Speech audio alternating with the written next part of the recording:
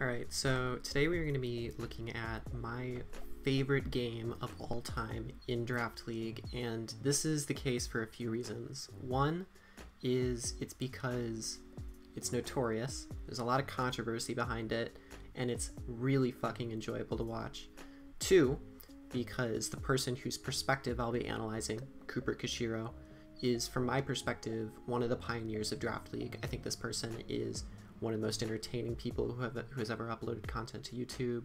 I think he's one of the most creative builders I've seen, and the great thing about it is he really enjoys it. So if he really enjoys Draft League, not just for the competitive aspect of it, but you can just sort of feel a personal attachment to it. He would gen all his mons. He gave sort of Mega Man references to a lot of his teams. He, as I was in high school watching Draft League for the first time, was the person who I was looking forward to the most every single weekend to see a GBA match. When is it going to happen? I'm so excited for whoever he plays. I can't wait to see what shenanigans he comes up with.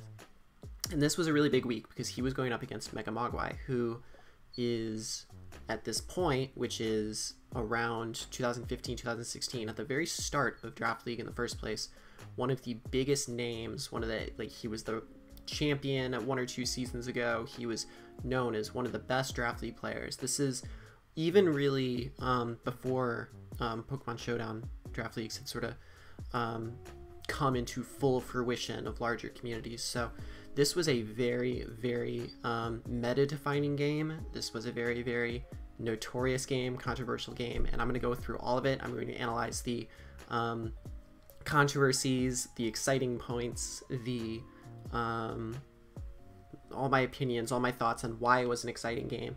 And I really encourage you all to go check out the original video, and if you're ever bored, go check out Kooper Koushiro's channel and just go to his playlist and pick a season and just binge it. It's so much fun. I loved watching everything he did, and he's just a great guy. I hope he's doing really well right now. But yeah, from my perspective, a huge pioneer in the Draft League scene, and I think without him, things would have been different. So let's go through this video. So as I said before, MegaMogwai is one of the biggest names really in Draft League history at this point. Like, he is legitimately one of the most prominent players. Everyone knew him as he was the one to beat, really. So yes, this is a Gen 6 Wi-Fi game, and Kooper also notoriously always recorded with his camera, so it wasn't screen capture or anything like that, which I think just added to the aesthetic, which is really great. But in a moment you're going to see what Kooper ends up deciding to bring. He ends up doing these little nice things on the side, but as you can see, MegaMogwai had a very scary team. That's a Mega Blastoise, a Weavile, a Roserade. There we go, there's everything. So here's why this game is notorious. There is a swag play Sableye right there. So he loved all the dislikes, loved all the hate, but it was allowed in the GBA, and this was something very meta-defining, very important, that created a lot of controversy between hyper-competitive players and players who are trying to play Draft League just for fun. And I think it created sort of a divide that was important to create, to sort of establish sort of certain dichotomies of how people come to think about Draft League. But at the same time, I think it also was really cool as a viewer to watch and say, okay, you know what, here's one side that's really hyper-competitive, one side who's really who's viewing this purely as win-losses, and obviously it probably meant more to MegaMogwai than that. It was enjoyable to some extent, but one side who's known as this sort of hyper-competitive being, and one side who's just there to have fun, create, amazing content out of it, and just enjoy himself. So I thought it was so cool that Kooper was saying, fuck what the norm is and what, is normally accepted.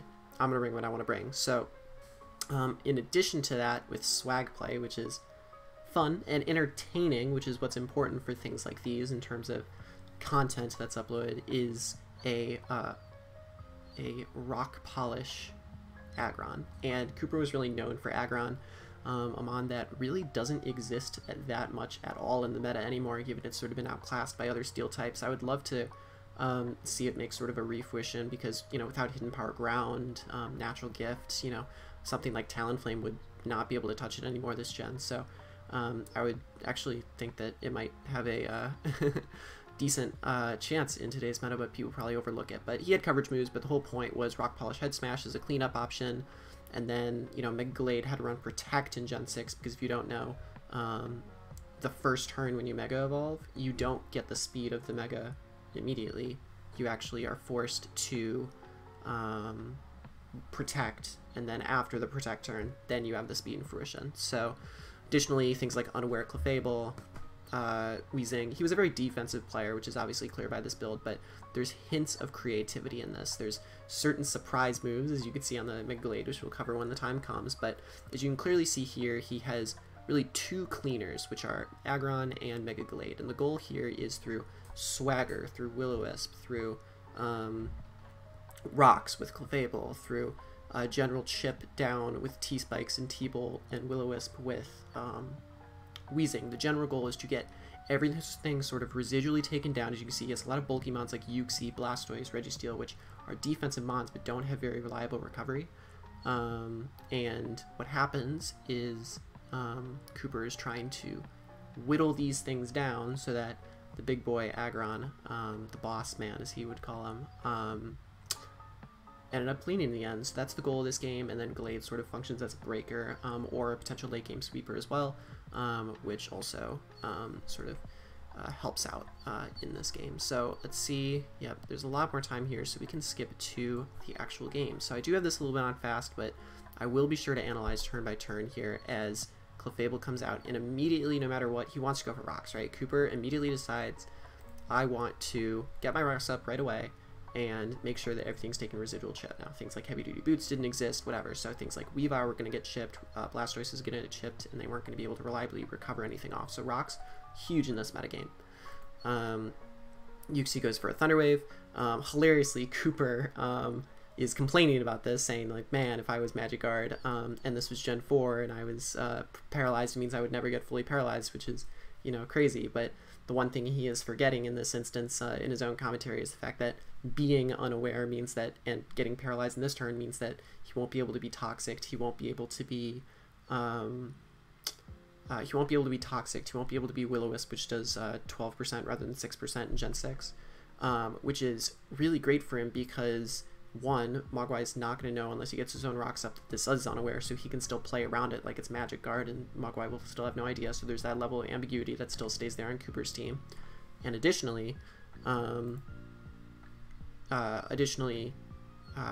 it remains the unaware, so things like Sword Stance, Talonflame isn't that big of a deal here. So Uxie's going to get its own Rocks, and Clefable's going to go for Flamethrower here. Now, this was still a great play, even though, so someone might be able to look at this and say, why would you go for Flamethrower, not go for Moonblast? It's because Kooper doesn't really care about getting 30% versus 10% on this Uxie. He just wants some damage. He wants to scout if it's leftovers to see if it's Core Berry or not, which is going to come in and be important later this game.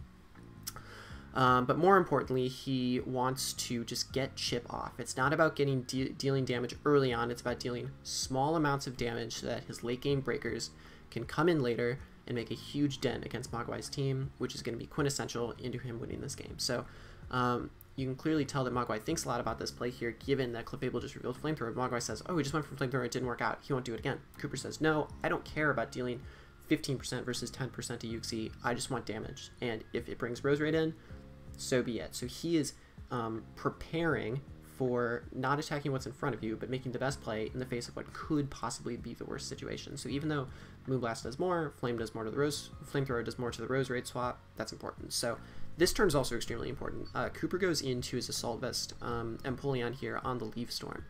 And this is kind of huge because he calcs his damage and says, okay, this Rose Raid is specs. There's no other possible way that Leaf Storm could have done this much. And it is so huge to learn that information on turn 3 because it means you can play around it in a different way, knowing that it can only stay in one move. So think about this. He has things like Recover, Sub on Sableye, he has Protect on Glade, so he can easily scout for what Glade wants to lock into and then make a play accordingly to, you know, he can make a play accordingly off of that. So that's really huge. Once again, not trying to overpredict here, just wants some damage on something. So a little bit of damage on Registeel goes a long way. It puts it in range of low kick from Aggron, close combat from Glade, etc. So he goes into his Weezing here, gets paralyzed, so clearly Mogwai trying to hacks. No, it's okay, given that Kooper played Swagger in this game, but whatever. Anyway, it's a great play by Mogwai to go for Leaf Storm in that instance, but like I said, now Kooper knows its specs, he can play around it accordingly. And also, Registeel doesn't want to stay in on Weezing, because Weezing can go for Flamethrower, it'll cancel out its leftovers, won't be good. So Mogwai is forced to go into something like Blastoise here. Now, even though Weezing has Thunderbolt, it doesn't want to take a ton of damage here because it needs to stay healthy to set up things like T-Spikes, come in against Roserade, which has revealed to be locked into one move, which is kind of huge when you have a Weezing, because it will resist both stabs it wants to lock itself into. So it goes for the Burn Chip here, which does 12% of return. So essentially, Blastoise has just taken a little bit under a quarter of damage without even Mega Evolving, because it's taken 1 round of burn damage, which has done 12%, and 1 round of rocks damage, which has done 12%. So it's done about 24% to Blastoise overall, which there's no way of recovering it off. So one of the bulkiest things on Mogwai's team, which is Mega Blastoise, pretty strong defense stat, now is going to be residually chipped over time. Now this is where Sableye comes in, and this is where strategically it makes sense, but also at the same time it's fun, which is it's no risk play. Either, you know, he'll kill me with Hydro Pump and still take burn damage and start getting to range my threats, or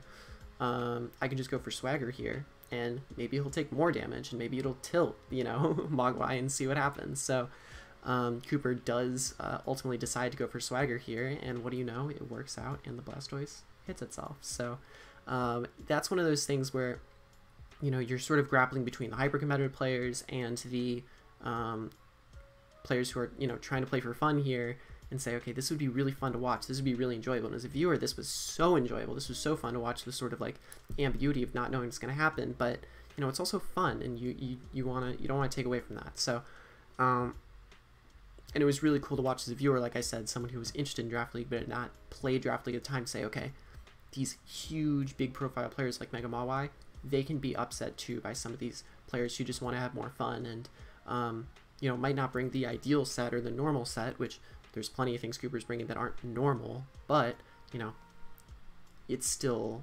is fun, it's still interesting. Anyway, Sableye beats Blastoise 1v1, which is fucking awesome. So now Sableye goes for sub here. He has the ability to go for sub here because he knows that this Roserade is locked into any sort of move because of choice specs. So he could have caught a Leaf Storm and get like a special attack drop. He ends up going for Energy Ball. That's fine, because now Kooper knows that this thing is locked into Energy Ball. He can go into Clefable and not have to worry about Sludge Bomb, which is really huge. So goes for a last ditch Swagger here.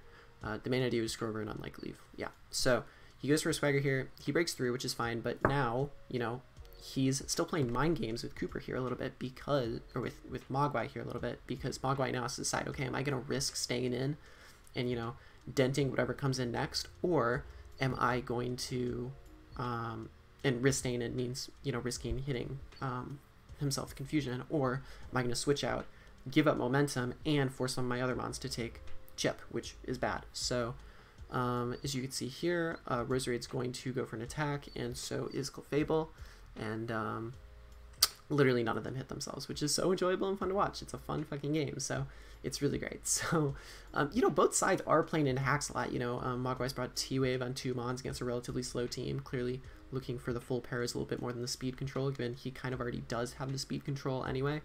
But he goes into the Registeel here, and you could just tell that he's going to be able to get chipped down a little bit more, because Weezing's going to come in for free. This is why he didn't want to stay in against some of the other stuff. And now Weezing's going to be able to potentially take on this Talonflame. It depends on paralyses, but in this series of plays, as you're about to see, it sort of comes back to bite Kooper a little bit, in the sense that Mogwai is going to go for Rouge, try and get healed up, then he's going to go for Sword Stance next turn. Essentially, you're about to witness Kooper get fully paralyzed a lot of times, so a lot from there. But I guess I do want to talk a little bit more about Sableye in those earlier turns, while this sort of series goes on of Talonflame sort of just haxing Weezing out. Is Sableye was also a monster in Gen 6. It was so enjoyable to watch because it, you know, it had those moments, but also Weavile could not have come in for free there, because in Gen 6, unlike Gen 7, Dark isn't immune to Prankster, so Will-O-Wisp threatens the Weavile from coming out. So that's the other reason why Mogwai didn't necessarily bring Weezing out. As you see, Blastoise is now dead. It had no recovery, so the one thing taking hits from Aggron or Glade is dead, so that's amazing there. So as you can see now, I believe Kooper is going to bring in Aggron and, you know, start trying to go for damage here. So he doesn't want to go for Rock Polish yet because things aren't in range, but he knows that Aggron can take a +2 Flare Blitz or whatever and get some damage off on Registeel, which is absolutely huge to get it in range of Low Kick or potentially to get it in range of Mega Gallade in the late game. So yeah, the situation with Weezing earlier was interesting. I mean, he did say live by the RNG, die by the RNG, so it's what makes these games more enjoyable and more entertaining is the fact that there are those levels of, you know, you're on your seat as a viewer, what's going to happen with these, or is this person going to hit themselves, and especially when it's against a good player like Mogwai, just so enjoyable, and it's what made me love Kooper's games a ton, not just the fact he brought creative sets, but the fact he really didn't care what anyone thought, and I don't think he really feared reputation like other people in Draft League do. I'm facing this person, I'm just going to automatically lose because they have a big reputation. No, Kooper, I don't think gave a shit about that. So, massive respect for him there. I forget what he did. He sacked something. I think he sacked Empoleon, but then brought in Glade here. And he could have made a read and gone for a knockoff here, but once again, it's just all about getting chip. He does go for Protect here, I think, to scout what Uxie wants to do. Probably kind of useless, but why not? And as you'll see, Uxie is going to go for... What does Uxie go for? I think Dazzling Gleam on the Protect. So, Kooper, then that gives Kooper some sort of like safety and security to feel comfortable going for knockoff, even though it's kind of obvious that Uxie has a Core Berry, and he's making inferences at this play in the game because he knows that this thing is probably Core Berry because it's not leftovers. So, just another important thing to keep in mind in general. So, as you can see, he has now broken this Uxie with Glade. He's using Glade as a sweeper. That's such a weird stance. Using Glade as a a breaker here, rather, to get Uxie dead, or, you know, at so little HP that Aggron's going to be able to do what it wants to do in the end game. So, that is clearly a strat here. You could pause and read over that if you want. I'm not going to, but yeah, he wanted Uxie to come in and clicked the move that gave me win plus no paralyzed Protoman. So yeah, he wanted to get rid of Uxie, and he couldn't set up with Aggron in front of Uxie because Uxie was going to go for Thunder Wave. So that actually makes perfect sense, and Thunder Wave does a quarter of your speed and not a half your speed this gen as well. So important game mechanics to keep in mind for this Gen 6 game. But here is my favorite moment in like any Draft League game ever, which is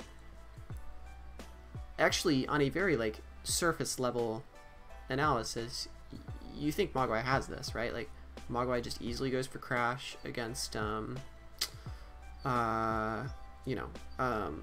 Glade, and then Clefable is probably dead, or, you know, can get in range of Talonflame after Weavile, you know, spams a move. Weavile can go for Low Kick against Aggron. Mogwai still has two really great offensive mons in back, and can, you know, has still Weavile at high HP, even though rocks are up. You know, this will revenge Glade, and it's going to be a sad time. So Kooper knows that he wants to prevent, he knows this in prep, that he wants to prevent Weavile from getting multiple kills, getting multiple opportunities to create a force. So he brings Vacuum Wave on his Glade, which ensures that Weavile can't switch into rocks anymore. So Weavile's forced to attack here in this instance, because otherwise it's just going to die to rocks, and there's no reason to switch out or keep it in or do whatever. So you'll see here that Mogwai ends up deciding to go for probably Icicle Crash. I doubt he goes for knockoff, but he could, I guess, either way. Icicle Crash, yep, thankfully Kooper does not get flinched, but I guess he should have gone for Moonlight there, but it's fine. But that's another situation where holy shit, like Kooper brought something so fun, so insane that you know, as a viewer, it's just so exciting to watch. So he has now effectively broken something else that I don't think it outspeeds Rock Polish Aggron. Maybe it does, but something else that stops Aggron from setting up. Now, you know,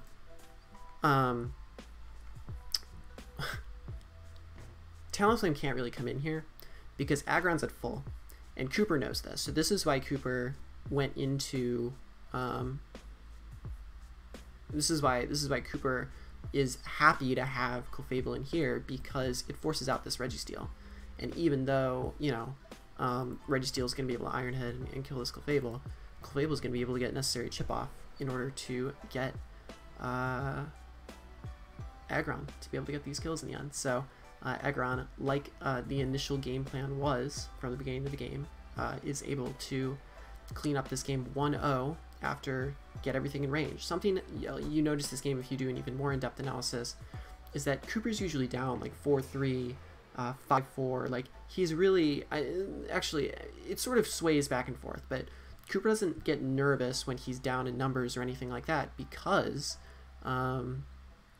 you know, it's all about the plan in the end. It's not about, you know, getting as much damage immediately or being up in numbers immediately. It's about having this plan for the end game, have breakers to get there, have things that can residually chip to get there, and in doing so, you can run fun shit like Vacuum Wave, Glade, or Swagger, and have fun with it. So basically, moral of the story, as long as you have Aggron on your side, nothing can go wrong. But there was a lot of controversy behind this game. People were really upset for him bringing Swagger. He thought it was uncompetitive. I thought it was kind of hypocritical because Mogwai, like, very clearly was going for full pluralities in this game, but I'm not going to talk about the whole controversy stuff. It's literally 5 years old, but it's just a game. And the fact that a good, fun, warm-hearted person like Kooper can square off against MegaMogwai, who was sort of genuinely viewed as like this sort of god in the Draft League community to some people, was honestly just so inspiring to me, and made me so interested and excited to try Draft Leagues out myself and try you know, some fun stuff. So that is my favorite game in Draft League. Go watch the original video. They also rematched in playoffs where Kooper did some other things that were pretty fun and hacksy and whatever, but were completely entertaining, and it also still features an Aggron. So yeah, it was just a perfect game by Kooper, truthfully. I thought it was spectacular, and of course there's plays he could have made better potentially, but the point is it was really enjoyable, and you can see he always had like a, you know, MVP, and you know, the honorable mention was Glade, and then the honorable mention, dishonorable mention was Swag Play Sableye down here. So really enjoyable, and I hope you enjoy this game as much as I did. Like I said, go check out the original video. Cooper's commentary is so enjoyable, so fun to watch, and go watch some of his other videos. And also, yeah, just watch some of these old school games. These are sort of the things that pioneered the Draft League community as we know them today. So sometimes reflecting on them, pretty awesome. Sometimes you just see similarities that, you know, just because they were the same 5 years ago doesn't mean they're much different now. And then there's some things that are different then and the same now. Just seeing Draft League evolve through 3 generations is also super cool. So maybe I'll do a little analysis on how Draft Leagues evolve over the generation, or important things that have changed. I don't know, whatever you want. So hopefully you enjoyed this, kind of a different kind of video, but I wanted to draw a little bit of attention to it. So yeah, that's it. See you later.